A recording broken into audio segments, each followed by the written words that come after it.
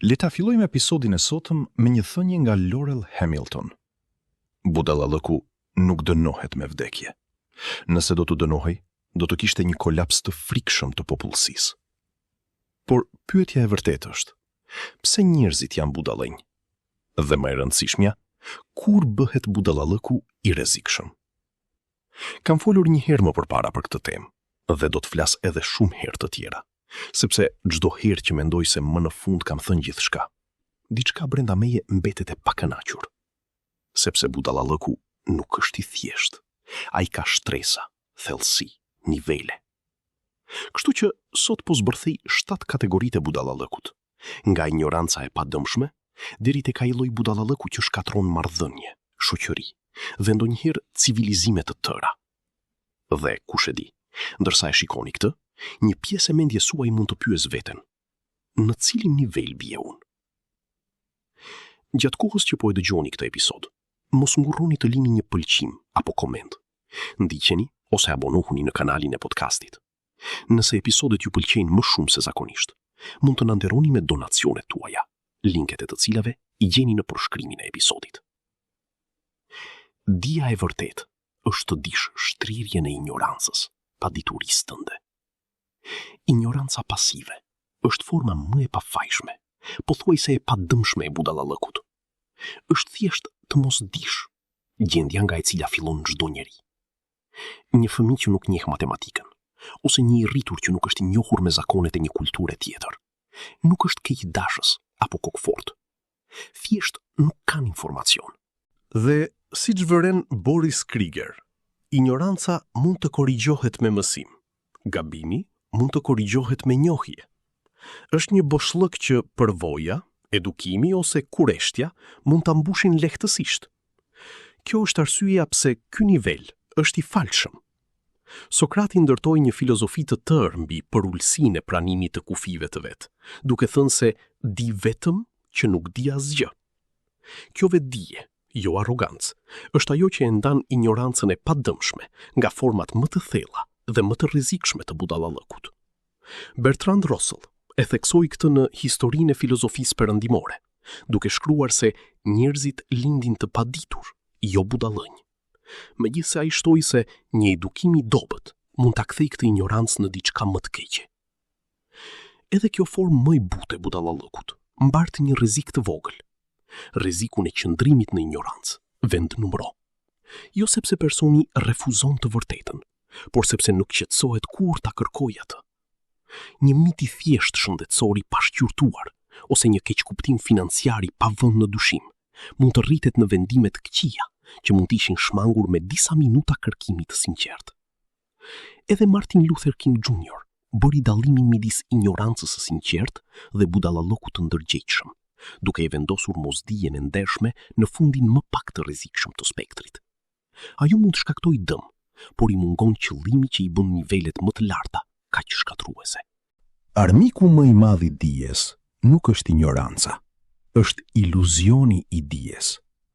Keqkuptimi me vetbesim është ignoranca e veshur me parzmore çeliku.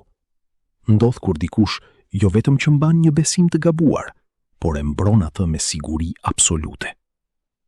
Kjo është zona klasike e efektit Dunning-Kruger. Sa më pak di dikush, aq më shumë bindet për ekspertizën e vet. Imagjinoni dikoj që nuk ka studiuar kurrë ekonomi, duke paralajmëruar të tjerët për kolapsin e tregut, ose një student që këmbgul me siguri të plot në një përgjigje të gabuar. Ata janë në gabim, por plotësisht të bindur se kanë të drejtë. David Dunning dhe Justin Kruger e përshkruan këtë prirje në vitin 1999, megjithse rrënjët e saj shkojnë deri te vëzhgimi i Charles Darwinit, se ignoranca prodhon më shpesh vetbesim se sa dija. Komentues modern e përsërisin këtë ide. Kur dikush është vërtet shumë i paditur, është e vështirë për ta kuptojë këtë.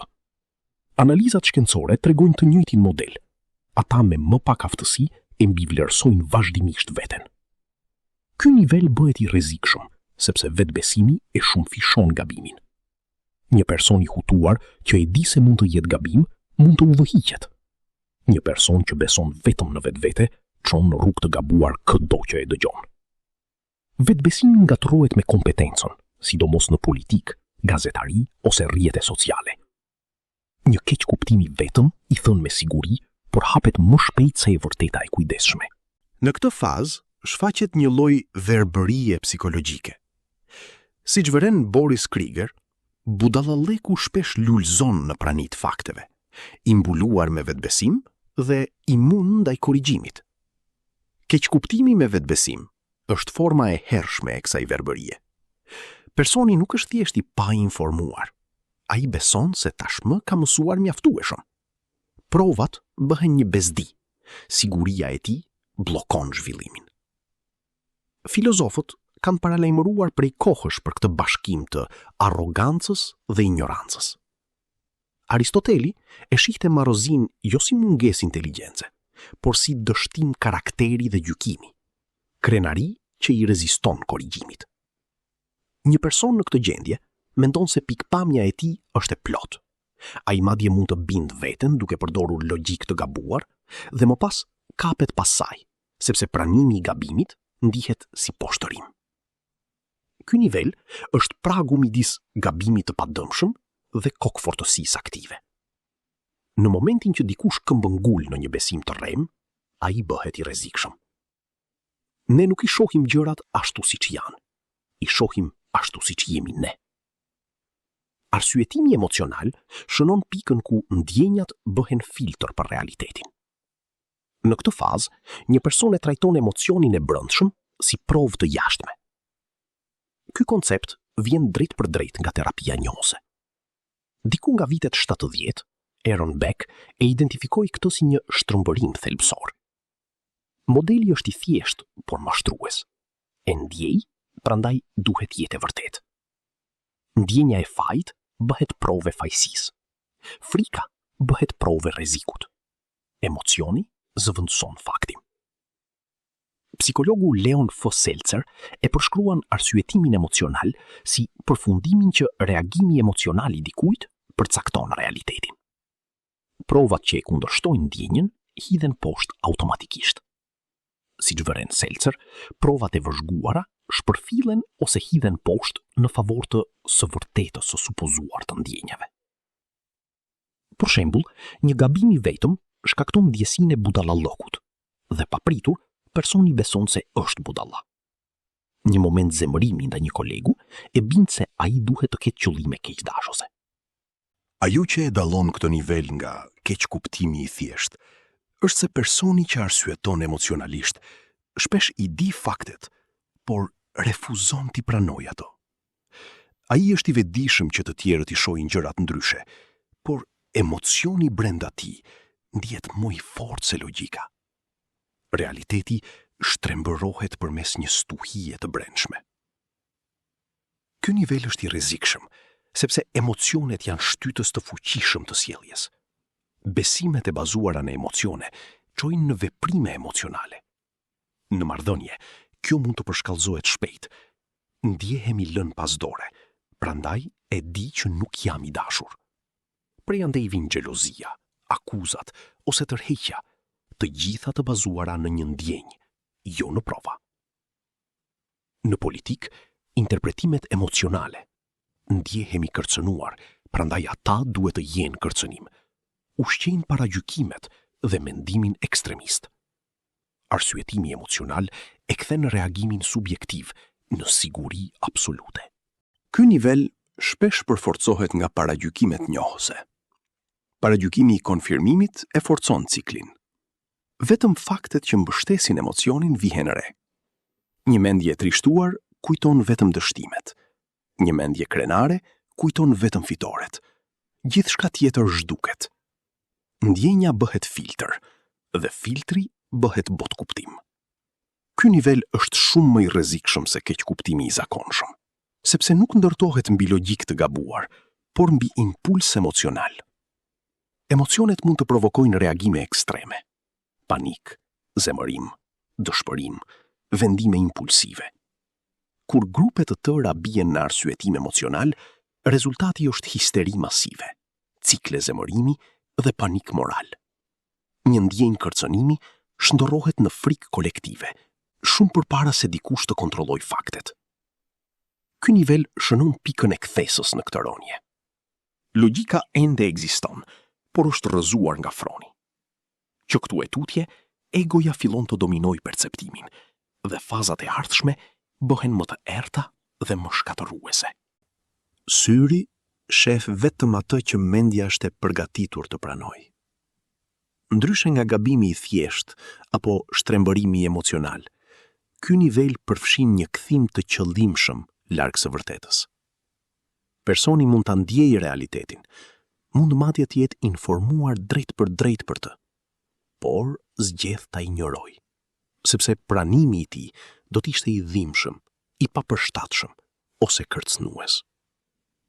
Ky term u bë i njohur përmes Margaret Heffernan, e cila në librin e saj Willful Blindness, Why We Ignore the Obvious at Our Peril, argumenton: nuk mund të rregullosh një problem që refuzon ta pranosh. Ky është përshkrimi i përsosur i këtij kurthi. Problemet rriten jo sepse janë të padukshme, por sepse njerëzit shmangin aktivisht përballjen me to. Verbëria e qëllimshme shpesh buron nga frika, rehatia ose vetmbrojtja. Një menaxher që vëren një punonjës toksik mund të bëjë sikur gjithçka është në rregull për të shmangur konfliktin ose për të mbrojtur reputacionin e tij. Një zyrtar mund të injorojë paralajmërimet për një krizë, sepse përballja me to kërkon veprime të papëlqyera. Shumë njerëz preferojnë sigurinë e iluzionit sesa parehatinë së vërtetës. Si rezultat, çarjet e vogla kthehen në dështime katastrofike, ndërsa të gjithë vazhdojnë të mbajnë iluzionin se gjithçka është në rregull. Heffernan e përshkruan këtë rrezik qartë: kërcënimet më të mëdha me të cilat përballemi janë ato që nuk i shohim, jo sepse janë të padukshme, por sepse zgjedhim të jemi të verbër ndaj tyre. Skandalet korporative shpesh rriten pikërisht nga ky mekanizëm. Punonjës që flasin për abuzime, ndërsa drejtuesit bëjnë sikur nuk dëgjojnë. Studimet klasike psikologjike tregojnë të njëjtin fenomen. Në eksperimentin e bindjes së Milgramit dhe në eksperimentin e burgut të Stanfordit, pjesëmarrësit e kuptonin që diçka ishte gabim, por gjithsesi bindeshin. Siç vëren Boris Krieger, njerëzit mund të bëhen instrumente të dëmit, jo nga ligësia, por nga bindja e verbër ndaj autoritetit. Ajo që e bën këtë nivel veçanërisht shkatërues është kalimi nga ignoranca pasive në mohimin e qëllimshëm. Muret që ndërtohen këtu janë justifikime të vetëdijshme. Nuk është përgjegjësia ime. Dikush tjetër do ta rregullojë. Nëse nuk e shoh, ndoshta do të zhduket. Këto racionalizime krijojnë një mburojë që mbron individin nga parehatia, ndërsa në të njëjtën kohë lejon që rreziku të rritet pa kontroll. Kjo formë budallallëku shpesh kalon përtej individëve dhe infekton sisteme të tëra. Zgjidhja për të mosditur bëhet shpesh shkaku i tragjedive. Dalja nga kjo gjendje zakonisht kërkon një tronditje të jashtme, një denoncues, një krizë, një përballje. Vetëm kur kjo mburojë çahet, e vërteta rikthehet. Paralajmërimi i Heffernan mbetet thelbi i këtij niveli. Asgjë nuk përmirësohet derisa të pranohet. Aty ku të gjithë mendojnë njësoj, askush nuk mendon shumë. Në fazën e pestë, budallallëku pushon së qeni një dobësi individuale dhe bëhet një forcë kolektive. Budallallëku i turmës lind kur njerëzit heqin dorë nga mendimi i pavarur dhe ndjekin shumicën, edhe kur shumica është qartësisht gabim. Është verbëri e qëllimshme e shumë fishuar, keqkuptim me vetbesimi përforcuar dhe arsyetim emocional i pasqyruar nga qindra zëra. Psikologu Solomon Asch e demonstroi këtë me një qartësi tronditëse. Në eksperimentet e tij të famshme mbi konformitetin, pjesëmarrësve u kërkoi të identifikonin se cila vijë përputhej me një vijë reference. Kur të gjithë të tjerët në dhomë jepnin qëllimisht përgjigjen e gabuar, rreth 75% e pjesëmarrësve u përshtatën të paktën një herë, pavarësisht se e shihnin të vërtetën e dukshme. Presioni i grupit e mposhti perceptimin e tyre. Shumë prej tyre më vonë pranuan se e dinin që grupi ishte gabim, por kishin frikë të dilnin kundër. Të tjerë filluan të dyshonin në shqisat e tyre. Ky fenomen ishte njohur shumë kohë përpara psikologjisë moderne. Në shekullin e 19, Charles Mackay përshkroi irracionalitetin masiv të turmave në veprën e tij mbi iluzionet kolektive. Njerëzit mendojnë në tufa, çmenden në tufa dhe rikthejnë arsyen ngadalë, një nga një. Ky vëzhgim kap thelbin e budallallëkut të turmës. Edhe individët inteligjent humbasin qartësinë kur përfshihen në vrrullin kolektiv. Budallallëku i turmës është i rrezikshëm për shkak të përmasës së tij. Gabimi i një individi është i vogël. Gabimi i një turme është katastrofik. Historia është e mbushur me shembuj. Fluska financiare të ushqyera nga entuziazmi masiv, lëvizje politike të ndërtuara mbi slogane dhe jo mbi substancë, trazira të nxitura nga adrenalina kolektive ose panik blerjesh të shkaktuar nga një thashëthem. Kur masat lëvizin së bashku, racionaliteti bëhet opsional dhe pasojat shumë fishohen. Ky nivel bëhet edhe më toksik kur kombinohet me format e mëparshme të budallallëkut. Arsyetimi emocional përhapet me shpejtësi në turma, duke kthyer frikën e një individi në histeri kolektive. Rezultati është vendimmarrje masive e shtrembëruar nga iluzione të përbashkëta, dhe kjo mund të çojë në luftë, përndjekje, kolaps ekonomik ose dështim shoqëror në shkallë të gjerë. Edhe individët brillant janë të cënueshëm. Siç sugjeroi Mackay, marrëzia e turmës përfshin pothuajse të gjithë, derisa disa individ të fillojnë të thyejnë magjinë. Mendimi i pavarur kërkon guxim, konformiteti kërkon vetëm heshtje, dhe mendimi i grupit lulëzon kur heshtja bëhet normë. Arrim te arroganca intelektuale, kur budallallëku pushon së qeni aksidental dhe bëhet një mënyrë mendimi. Kjo nuk është thjesht të jesh gabim, kjo është të jesh krenar që je gabim. Është besimi se të gjitha përgjigjet janë tashmë të njohura, se nuk ka më nevojë për të mësuar, dhe se çdo mendim kundërshtues është i pavlerë. Në këtë fazë, budallallëku nuk është më pasiv, ai e mbyll në mënyrë aktive kërkimin. Ky lloj arrogance shpesh maskohet si vetbesim apo mençuri. Erasmus e përshkroi këtë në mënyrë perfekte, kur tallte njeriu e ditur që fsheh ignorancën pas petkut të autoritetit. Ai tregoi se një studiues mund të duket brillant, ndërsa është plotësisht i paditur, thjesht duke u fshehur pas pretendimeve akademike.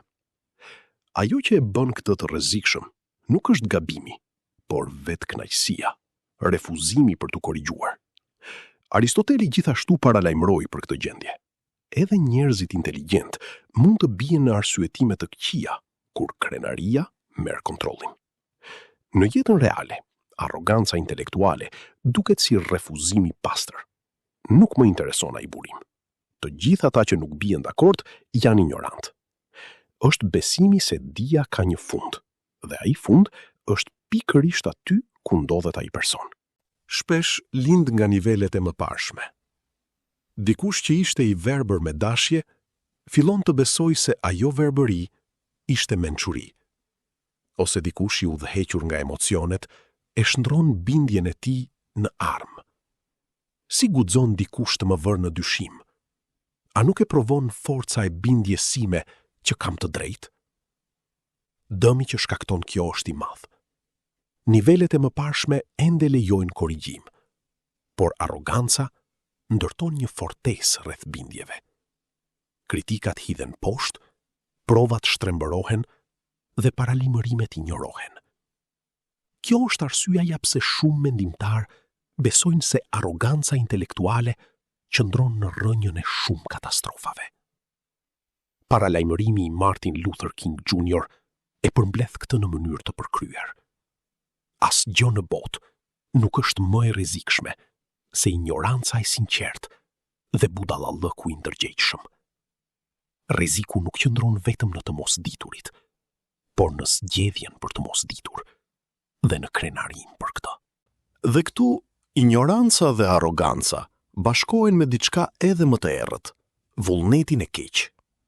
Kjo shfaqet kur individ ose sisteme shkaktojnë dëm jo thjesht rastësisht, por përmes një përzierjeje toksike të sigurisë së rreme, verbërisë ndaj realitetit dhe gatishmërisë për të dëmtuar.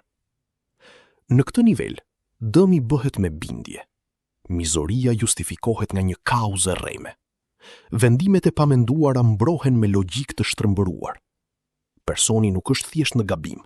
Ai beson se veprimet e tij janë të drejta, të nevojshme ose të merituara. Dietrich Bonhoeffer e kishte bërë këtë dallim kohë më parë. Personi keqdashës e di që po bën keq. Personi budalla nuk e kupton as vuajtjen që shkakton. Por këtu kufiri mjegullohet. Budallallëku keqdashës është një përzierje. Një person që vepron nga ignoranca, por e shndërron atë në armë me vetbesim dhe armiqësi. Ai sulmon të tjerët me bindjen arrogante se botkuptimi i tij i rrem e bën hero. Bonhoeffer paralajmëruaj se budallai bëhet i rrezikshëm kur kalon në sulm. Pikërisht kjo ndodh në nivelin e fundit. Mendoni për një ekstremist që kryen dhunë sepse beson në një teori konspirative si të vërtet absolute. Mendoni për një lider që përhap propagandë shkatërruese duke besuar se po shërben një të mirë më të madhe. Martin Luther King Jr. e quajti këtë budallallëk të ndërgjegjshëm, një formë që fshihet pas detyrës, së vërtetës apo kauzës morale. Në këtë nivel, gabimet kthehen në krime morale. Një gënjeshtër bëhet mision dhe personi që shkakton dëm beson sinqerisht se po bën diçka fisnike. Likësia e pastër e di që është e keqe. Budallallëku keqdashës beson se është i mirë dhe kjo e bën shumë më të paparashikueshëm dhe shumë më shkatërrues. Dhe kur ky nivel i budallallëkut kap institucione, qeveri, ushtri, korporata, lëvizje fetare, pasojat mund të tronditin civilizime të tëra, luftra, genocide, shtypje, kolapse. Ky nivel i fundit nuk është thjesht i rrezikshëm. Ai ka fuqinë të shkatërrojë shoqëri të tëra. Dhe kjo na çonte e vërteta përfundimtare e gjithë këtij rrugtimi. Asnjë në botë nuk është më e rrezikshme se ignoranca e sinqertë dhe budallallëku i ndërgjegjshëm. Faleminderit për vëmendjen dhe për kohën tuaj. Nëse ky episod ju dha vlerë, mos ngurroni të lini një pëlqim dhe një koment. Më ndihmon shumë të kuptoj çfarë ju rezonon më tepër. Nëse dëshironi të mbështesni më tej punën tonë, mund të kontribuani edhe me donacione. Lidhjet I gjeni në përshkrim. Por mbi të gjitha, shpërndajini këtë podcast me miqtë tuaj. Bisedat si kjo marrin kuptim të plot kur ndahen dhe diskutohen. Ftojini njerëzit tuaj t'i dëgjojnë, dhe pse jo, uluni bashkë dhe zhvilloni këto tema. Sepse idetë bëhen më të fuqishme kur kthehen në biseda të vërteta. Bashkë, miru dëgjofshim.